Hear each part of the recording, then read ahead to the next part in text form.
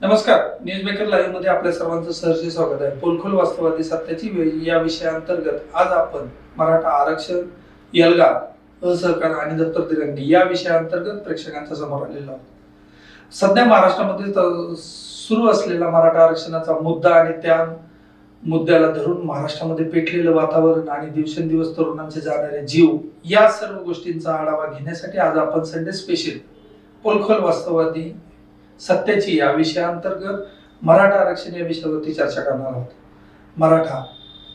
मराठा हा महाराष्ट्रातील सर्वात मोठा समुदाय म्हणून याची चर्चा केली जात असताना या समुदायाला आरक्षणाची मागणी आणि अन्य समुदायाचा त्या समुदायाला आमच्या प्रवर्गातून आरक्षण देण्यास होणारा नकार ही खरी गेम आणि ही खरी गोची ही लक्षात घेतली तर आपल्याला लक्षात येईल की मराठा आरक्षणाच्या मर्यादा काय आहेत या विषयावरती आपण चर्चा केलेलीच आहे. परंतु आज 24 डिसेंबर पर्यंत शिंदे समितीला मिळालेली मुदतवाढ यामुळे या विषयावरती चर्चा करण्याची गरज आहे. मराठा आरक्षणाला जर काय दिलासादायक असेल तर यामध्ये असं आहे की रोहिणी आयोग, इंदिरा साहनी केस आणि सर्वोच्च न्यायालयामध्ये क्रिएटिव्ह याचिका या सगळ्या गोष्टींचा विचार केला तर इंदिरा साहनी केसची 50% वरतीची मर्यादा सर्वोच्च न्यायालयाने ग्राह्य धरून मराठा आरक्षण नाकारलं. परंतु केंद्र शासनाच्याच वतीने EWS अंतर्गत आरक्षण जाहीर केल्यानंतर भारतातील असंख्य राज्यांमध्ये आरक्षणाची मर्यादा 50% वरती गेलेली आहे. काही ठिकाणी 62%, काही ठिकाणी 72%, काही ठिकाणी 74%, काही ठिकाणी 57%. याचा विचार केला तर मराठा समाजाला वाढीव आरक्षण देण्यासाठी ही दिलासादायक बाब आहे. परंतु या बरोबरच राज्यघटनेमध्ये सुद्धा कलम 340 अंतर्गत एक सोय करून देण्यात आलेली आहे. ती म्हणजे कलम 340 अंतर्गत मराठा समुदायाचा समावेश कुणबी समुदायामध्ये करणं आणि त्यांना मागासवर्गीय सिद्ध करणं हे जर साध्य केलं तर कलम 340 नुसार मराठा समाजाला आरक्षण मिळू शकतं.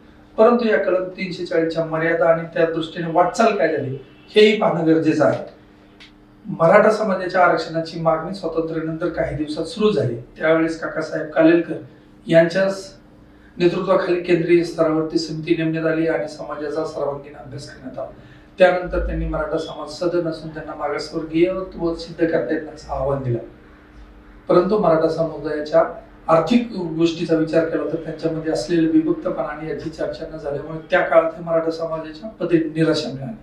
त्यानंतर 1979 मध्ये मंडल आयोगाच्या समोर ज्यावेळेस ओबीसी आरक्षणाची चर्चा झाली त्यावेळेसही मंडल आयोगांच्या समोरही मराठा समाजाचं मागासवर्गीय सिद्ध झालं नाही.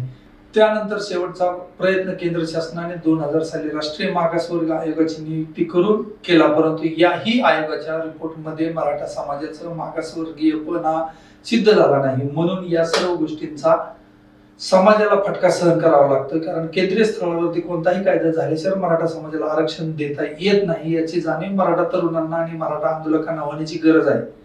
आणि राज्य स्तरावरती चर्चा करण्यापेक्षा दिल्ली दरबारी याचा जाब विचारण्याची गरज आहे. म्हणून ही दप्तर दिरंगाई मराठा समाजाच्या पदरी निराशा देईल की काय अशी शंका निर्माण झालेली आहे. राज्य शासनाच्या वतीने ही मराठा समाजाच्या आरक्षणासाठी काय काय केलं हे पाहणं गरजेचं आहे. केंद्र स्तरावरती प्रयत्न सुरू असताना राज्य स्तरावरती या विषयावरती चर्चा झाली आणि राज्य स्तरावरती ही BD देशमुख, खत्री आयोग, बापट आयोग, राणे समिती आणि गायकवाड समिती अशा सर्व स्तरावरती चर्चा झाली. परंतु या समितीमध्ये फलित काहीच मिळालं नाही. आज मराठा समाज उग्र भावनेने महाराष्ट्रामध्ये एल्गार पुकारत आहे. परंतु या एल्गाराबरोबर पुकारलेला असहकार हा राज्यघटनेला धरून नाही, कलमाला धरून नाही आणि राज्यघटनेच्या तत्वांची पायमल्ली होत आहे. अजून 2 आठवडे या विषयावरती गावकऱ्यांच्या वतीने गावबंदी असेल किंवा असहकार पुकारला जाईल. परंतु हे राज्यघटनेला अपेक्षित नाही आणि राज्यकारभार व्यवस्थित चालण्यासाठी ही भूमिका समाजाची योग्य नाही. आणि हे सर्व असतानाच काल शिंदे समितीला मिळालेली मुदतवाढ ही आंदोलकांच्या पदरी टाकलेला धोंडा आहे की काय अशी शंका निर्माण झालेली आहे.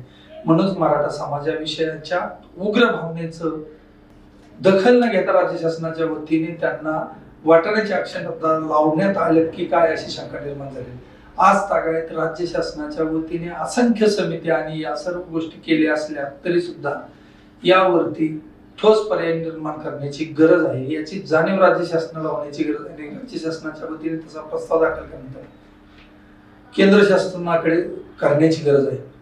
आज शिंदे समितीला मुदतवाढ देताना एक क्षुल्लक कारण दिलं आहे. तेलंगणामध्ये राजकीय घडामोडी सुरू आहेत, त्यामुळे नोंदी मिळत नाही. परंतु आचारसंहितेचा फटका सर्वे किंवा कागदपत्रांना बसतो, हीच खरी मोठी गेम आहे. आणि ही मराठा समाजाच्या भावनेंना खिल्ली उडवण्याचं काम केलंय की काय, अशी शंका निर्माण झाली. म्हणूनच आपण पोलखोल वास्तववादी सत्तेची या विषयाअंतर्गत मराठा आरक्षण या विषयावरती चर्चा केली. मराठा आरक्षणाला योग्य दिशा मिळावी आणि समुदायामध्ये उग्र असलेल्या भावना शांत होऊन त्यांच्या पदरी काहीतरी दिलासादायक मिळावं.